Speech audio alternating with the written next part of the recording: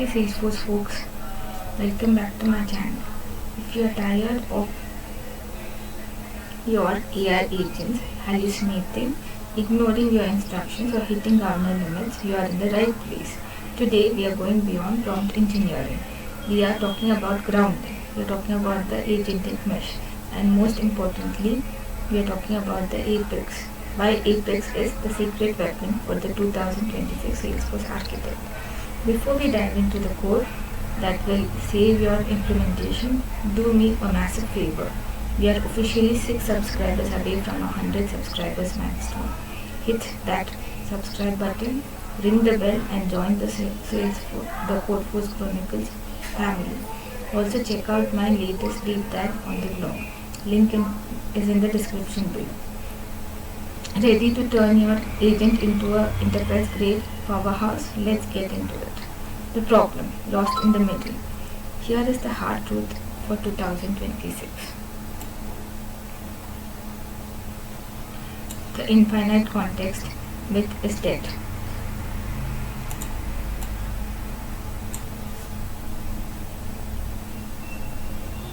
When you flood Agentforce with massive data payloads, the Atlas reasoning engine gets lost in the middle. It forgets that the start of the prompt ignores the end and costs you a fortune in token consumption.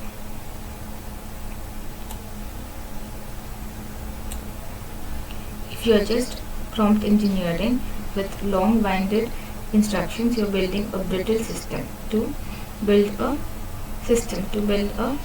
10 on 10 agent, you need discriminative grounding. You need to take the heavy lifting out of the LLM's hands and put it into a bulk-safe Apex action. Why? Because LLMs are great at talking, but Apex is great at math and data integration. The Masterclass, the structured wrapper pattern. Let's look at the gold standard for agent actions in 2026. Look at this code on my screen.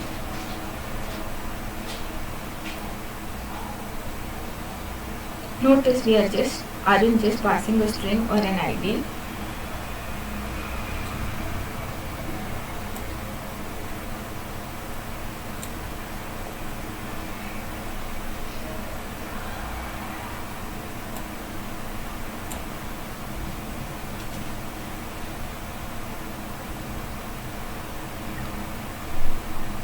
We are using the structured wrapper pattern. Why? Because the Agentic Mesh, in the Agentic Mesh, your Apex isn't just code, it's a tool. By using health request and health response classes, we give the Atlas engine a clear API. Pro tip here, look at invocable method.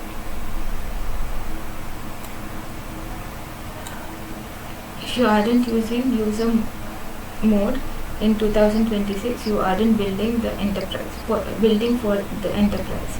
We have to ensure the agent only sees that the user is allowed to see. Security is not optional. Troubleshooting and the architect move. Now, what happens when things go wrong? But they will, because they will. If your agent isn't calling your Apex.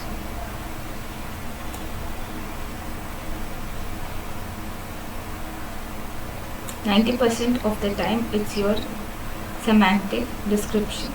If the LLM doesn't see a reason to call your tool, it won't. Also look at how we handle the errors in the code. We don't just throw a hard exception and crash the chat. We return a boolean is success.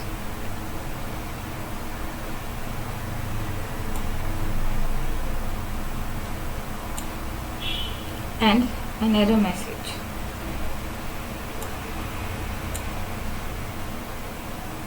This allows the agent to pivot gracefully. It can tell the customer, I'm having trouble with the billing server, but I can still help you with your case. but I can still help with your case.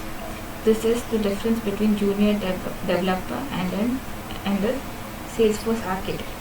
Orchestrating the agentic mesh is the biggest shift we have ever seen. We have seen in the Salesforce ecosystem since Lightning. If you found this useful, I have put the full copy pastable code and the architect's cheat sheet on my blog, Codeforce Chronicles. The link is right in the top comment. We are on a 15-day sprint to master Agentforce agentic troubleshooting. If you want to be part of the top 1% of the Salesforce professionals in 2026, you know what to do. Like this video if it helped you, share it with your trailblazer Ohana, and let's hit the 100 subscriber goal. I'm Shruti MN, and I'll see you in the next deep dive. Keep building, keep learning, and I'll see you in the clouds. Bye.